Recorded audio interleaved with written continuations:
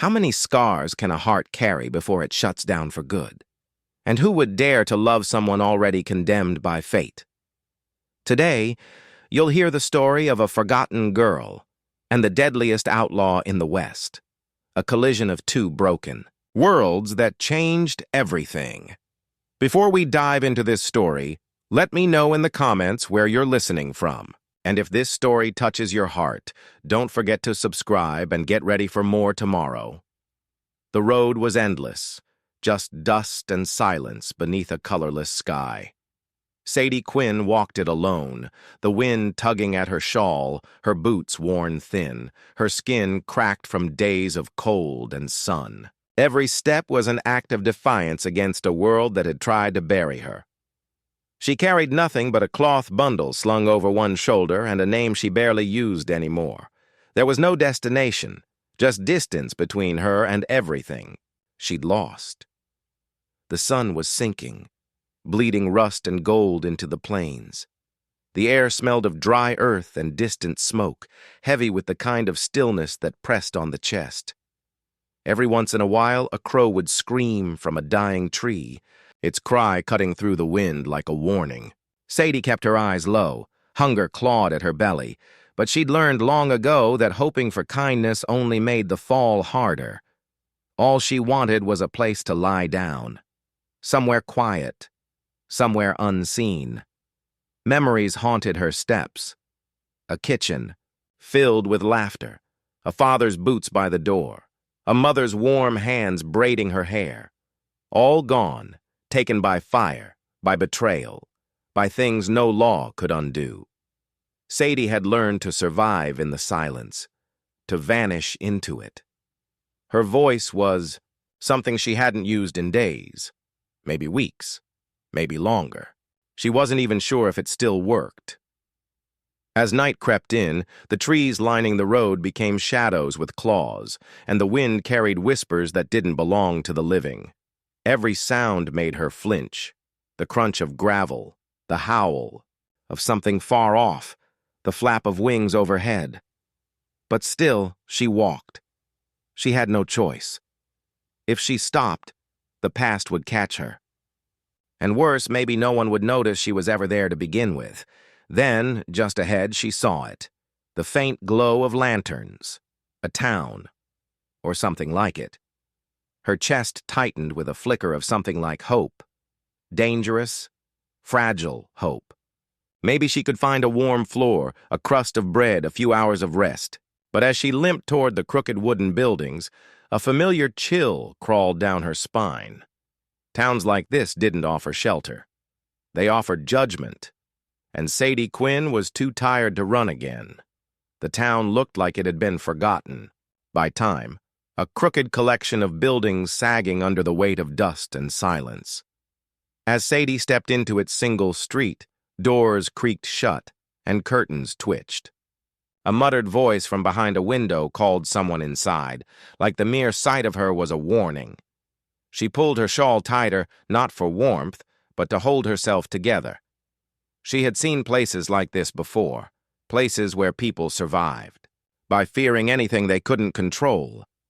Her eyes scanned the signs hanging above each building, a saloon, a blacksmith, a general store. All of them faded, all of them quiet. The saloon offered the only sign of life, faint music, glass, clinking, laughter that sounded more like barking than joy. She stepped inside and immediately the room froze. The piano stopped mid-note, conversations choked out mid-laugh. Every head turned to her. Rough men stared, eyes narrowed, hands hovering too close to whiskey bottles or to pistols. Sadie took a slow step toward the bar. The air was thick with sweat, smoke, and something meaner than both. The bartender didn't speak, just raised one eyebrow as if daring her to speak first.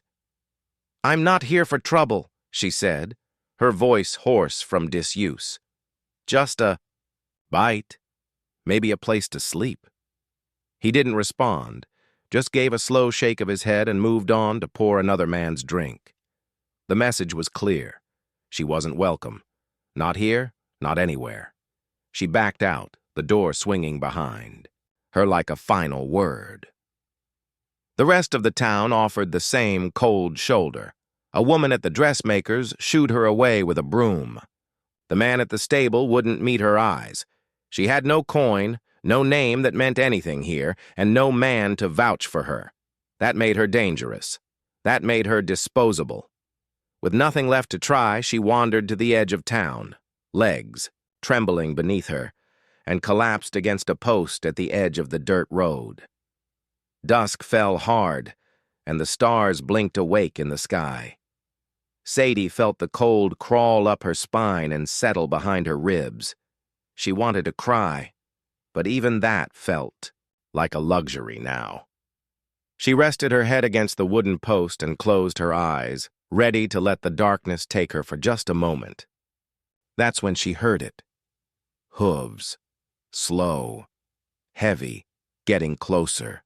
A presence approaching through the dust and silence. She didn't move. Not yet. But in her chest, her heart whispered, "This is different." The hooves drew closer. Slow. Deliberate. Like thunder wrapped in velvet. Sadie kept her eyes closed, hoping whoever it was would pass her by, but the sound stopped. A moment of silence followed, thick and charged, before she heard the soft creak of leather and the crunch of boots hitting dirt. Instinct told her to run, but her limbs were heavy and numb. Slowly she looked up. A man stood before her, half silhouetted.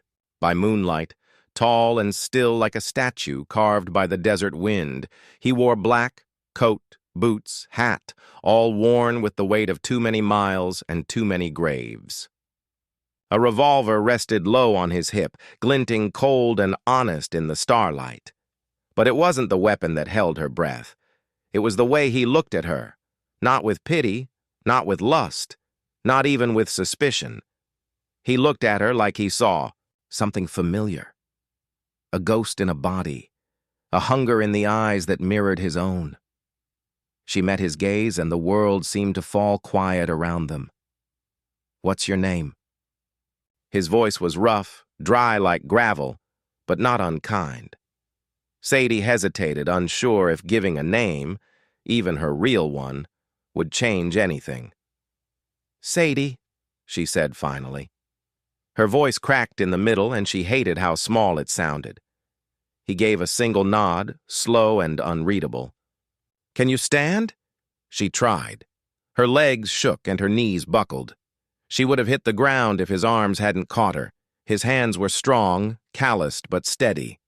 He didn't flinch at her weight, didn't speak again, just lifted her like it was nothing and carried her toward his horse. The warmth of him startled her more than the act itself. She hadn't felt that kind of nearness, not gentle, not threatening, in longer than she could remember.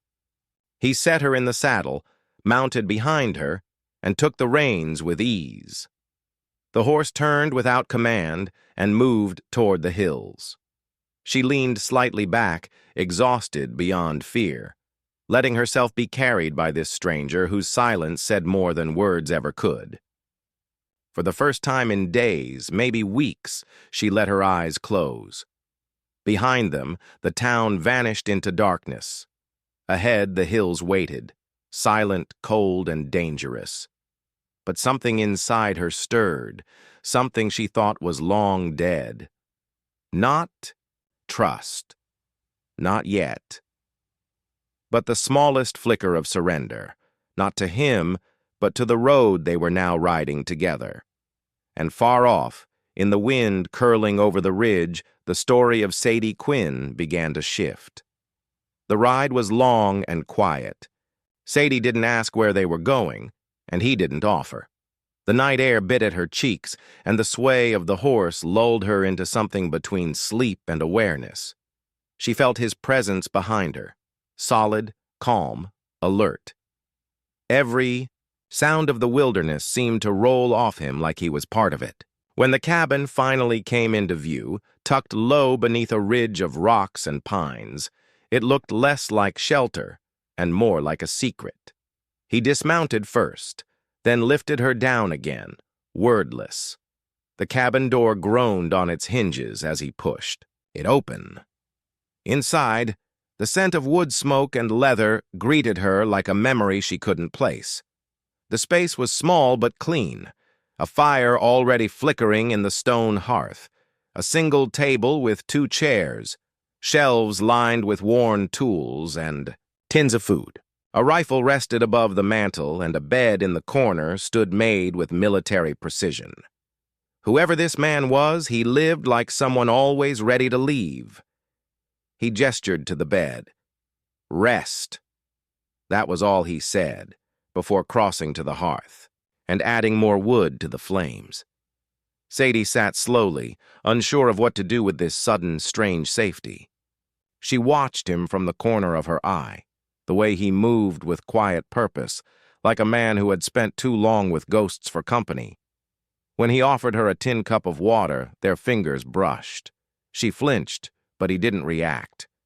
Just turned back to the fire. Minutes passed like hours. She sipped the water. Warmth began to return to her fingers and toes. The firelight danced across the walls, painting their shadows in gold and ash. She wanted to ask him his name, but the words stayed trapped behind caution and fatigue. For now, silence felt safer. He didn't press. He just sat in the chair opposite the fire, one boot resting on his knee, watching the flames like they were telling him something he'd heard 1,000 times. She lay back, exhaustion crashing over her all at once.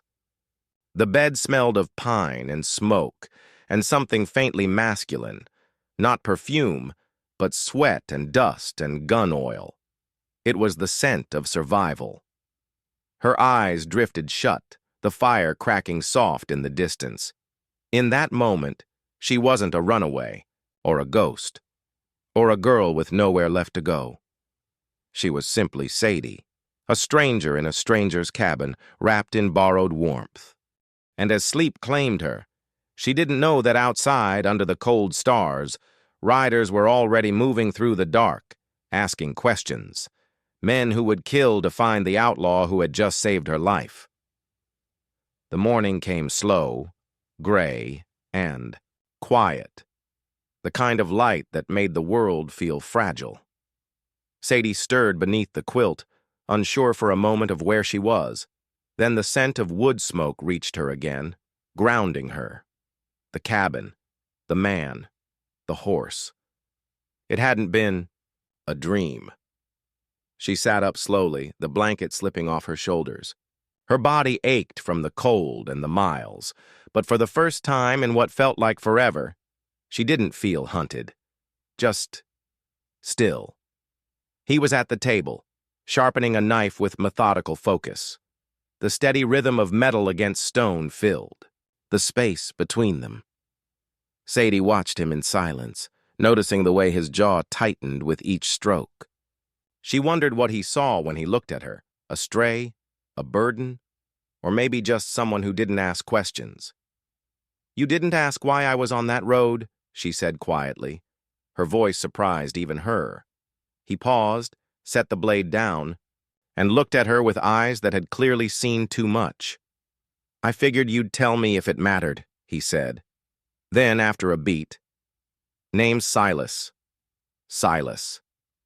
The name settled in her chest like a stone, heavy, real. She nodded, not sure what to say. There was a long pause before she spoke again. "I wasn't running from the law," she said. Not exactly. She expected suspicion, maybe even a challenge, but he just leaned back in his chair, arms crossed. She couldn't tell if he was judging her or relating to her. So she told him. Not everything, but enough. Enough to explain the bruises, the silence, the weight she carried in her eyes. Her voice trembled once, but she didn't cry. When she finished, he said nothing for a long while. Then he stood, crossed to the stove, and poured coffee into a dented tin mug. He handed it to her without looking, like he knew she needed something to hold. "Bad men don't always wear badges," he muttered. It wasn't sympathy. It was understanding, and it cracked something open in her. She looked up at him. really looked, and noticed the long scar that ran from his temple to his jaw. It wasn't fresh, but it was deep. It spoke of survival, of pain buried so long it had turned to steel. Outside, the wind picked up, rattling the walls with a low, haunted moan. Sadie wrapped her hands around the warm mug and asked the question that had been forming since the moment he found her. "What are you running from, Silas?" He didn't answer right away. Instead, he walked to the window and looked out into the pale morning. His voice came quiet, almost lost in the wind. "I'm not running. I'm waiting." And in that silence, Sadie understood. His scars ran deeper than skin, and hers were just beginning to speak. The first gunshot shattered the fragile peace of the morning. Sadie dropped her coffee cup, the metal clattering against the wooden floor as Silas moved faster than thought, a blur of black coat and drawn iron. He yanked her down behind the table just as another bullet splintered the doorframe, spraying sharp fragments into the room. Her heart hammered against her ribs, wild and primal.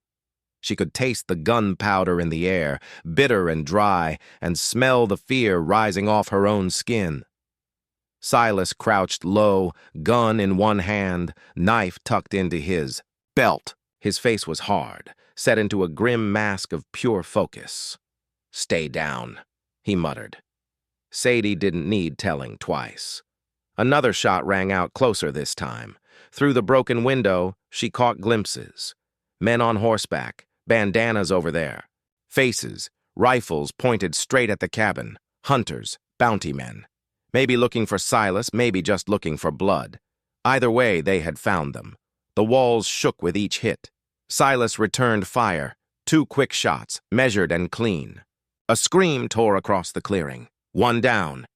But there were more. Sadie clutched the leg of the table, forcing herself to stay still, forcing herself to breathe. Panic was a luxury she couldn't afford. Not now. She caught a glimpse of Silas reloading with hands steady as stone, his mouth a grim line, his scar catching the firelight. He fought like a man with nothing left to lose, and everything to protect. The next moment blurred, shouting outside, boots pounding, smoke curling through broken wood. Silas reached for her, pulling her up against the overturned table. His face was inches from hers, his breath ragged. She could see the sweat on his brow, the blood trickling from a scratch on his cheek. For a second, just a heartbeat caught in eternity, they locked eyes. And in that breathless sliver of time, with the world collapsing around them, Silas leaned in and kissed her. It wasn't gentle. It wasn't sweet. It was fierce, desperate, and alive, like 2 souls clinging to each other in the middle of a storm. They couldn't escape. Sadie kissed him back, her fingers curling into his coat, her heart breaking open in her chest.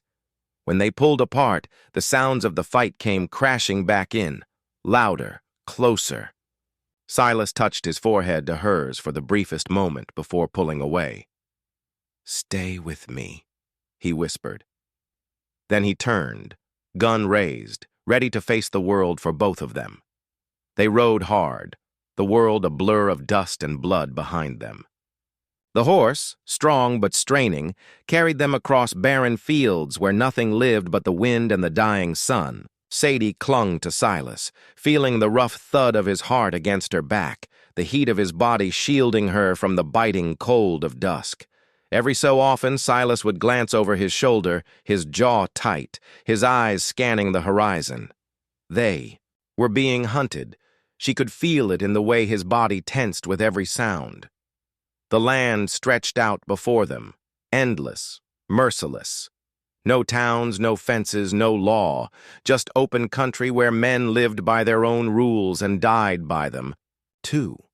The desert air was thick with the scent of sweat and gunpowder, the taste of adrenaline sour on her tongue. Sadie knew this was no rescue. This was survival. Bare, brutal, and raw. They weren't riding toward salvation. They were riding toward a temporary escape, a stolen breath before the next shot was fired. They stopped only when night swallowed. The land whole. Beneath a canopy of frozen stars, Silas led the horse into a narrow canyon hidden between jagged rocks. It wasn't much, just a sliver of shelter from the wind and wandering eyes, but it was enough for now. He dismounted first, reaching up to lift Sadie down gently, careful even in exhaustion. She staggered slightly, her legs trembling from the hours of flight. Silas caught her elbow, steadying her without a word. He started a small fire, shielding it with stones to keep the light low. The flicker of flames cast long shadows against the canyon walls. Sadie sat close, pulling her knees to her chest, watching him as he tended the horse with quiet, methodical care. Every movement spoke of a man who expected betrayal at any moment, and had learned to survive it. She wanted to ask him where they would go, how they could possibly outrun the world that wanted them dead. But the questions felt too heavy to speak aloud. Instead, she whispered into the darkness, "Do you think they'll find us?" Silas looked up, the firelight catching the grim line of his mouth. He didn't lie. He didn't offer false hope. He just said, "Maybe, but not tonight." And in that tiny sliver of peace, with death hunting them across the wasteland, Sadie found herself leaning into the firelight, and into the fierce, stubborn life still burning in both of them. The Thai. Attack came with the first blush of dawn. No warning, no time to think, just the roar of rifles cracking through the cold morning air. Silas was already moving before Sadie could draw breath, shoving her behind a boulder, drawing both guns in a blur of motion. The canyon walls turned, the shots into deafening echoes, the ground trembling under the fury. Dust exploded into the air, filling Sadie's mouth with the taste of earth and blood and fear. She risked a glance around the stone. Men in dark coats poured into the narrow pass, their faces twisted in greed and hatred. These weren't just bounty hunters, they were wolves, smelling blood, wanting the legend of Silas Boone dead at their feet. Silas fired again and again, each shot deliberate, each shot deadly. He moved like a man who had made peace with dying long ago, his coat whipping around him like a banner of defiance. Sadie's heart screamed inside her chest. She could have run, could have scrambled up the rocks and fled into the desert. But her feet refused to move, her hands clenched into fists. Silas wasn't just fighting for himself anymore. He was fighting for her, for the broken girl he had lifted off the road, for the fragile, stubborn hope they had built between shared silences and whispered truths. She crawled closer, grabbing a fallen rifle from the dirt with shaking hands. Silas caught her eye. A flash of fury, of fear, and then something else. Pride. Without speaking, he tossed her a handful of bullets. She nodded once, the kind of nod soldiers gave each other before charging into hell. Together, they fought. Side by side, two souls against the world. The smell of gunpowder was thick enough to choke. The shots blurred into a single endless roar. Sadie's arms ached from the recoil, but she kept firing, kept surviving. And then it happened. A shot, closer than the rest, a crack that seemed to rip the very air apart. Silas staggered, blood bloomed dark across his side, stark against the dust in his black coat. He dropped to one knee but fired again, dropping another man. Sadie screamed his name, not in fear, but in fury. She fired until the rifle clicked empty, until the last of the bounty hunters fell or fled, leaving Silence behind. Broken, bleeding, but alive. They had won. But victory had come at a terrible cost. The silence after the battle was the loudest sound Sadie had ever heard.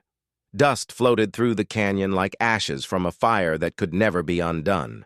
She stumbled across the blood-stained ground, dropping the empty rifle, her hands raw and trembling. Silas lay against a rock, his black coat soaked through with dark, spreading red. His breath came in shallow gasps, each one a knife in her chest. "Silas," she whispered, falling to her knees beside him. His eyes, heavy and half-closed, found. Hers. Even now there was that same stubborn light in them, that wild, unbreakable fire she had seen from the very first moment. His hand found hers, rough and warm despite the blood cooling between them. She clutched it with both of hers, trying to will her strength into him, trying to hold on to a life that was already slipping away. "You keep riding, Sadie," he rasped, the words scraping from somewhere deep inside. "Don't let him bury you." Tears blurred her vision. She shook her head fiercely, the wind tearing at her hair. "Not without you. I'm not leaving you." A ghost of a smile touched. His lips, a smile that broke her heart. He pressed something into her hand. A small, worn pendant on a leather cord, the surface etched with an old, faded symbol. His voice was barely a breath. For luck. The sky above them stretched wide and endless, too cruel to hold their small tragedy. Sadie leaned down, pressing her forehead to his, feeling his breath, feeling his life. She stayed there, holding him, long after his chest went still and the fire in his eyes flickered out. The canyon swallowed them whole, and the world spun on without mercy. Days later, a woman rode alone across the vast, unforgiving plains. She wore a black hat pulled low against the sun, a pistol strapped to her side, and a pendant around her neck that glinted in the light. Sadie Quinn had buried Silas Boone beneath a nameless tree, marked only with stones and a whispered promise. She didn't speak much anymore. She didn't have to. The desert knew her story now, and somewhere in the whisper of the wind, in the blaze of the setting sun, in the stubborn beat of her heart, Silas still rode with her. A ghost, a guardian, a promise kept. Some souls find each other not to save one another, but to remind each other why they were fighting all along. Sadie and Silas showed us that even in a land without law, love can carve its own legend into the dust. It doesn't matter how broken you are. What matters is who rides beside you when the world falls apart. If this story moved you, don't forget to subscribe, turn on notifications, and share your thoughts in the comments below. Let's keep these powerful stories alive together.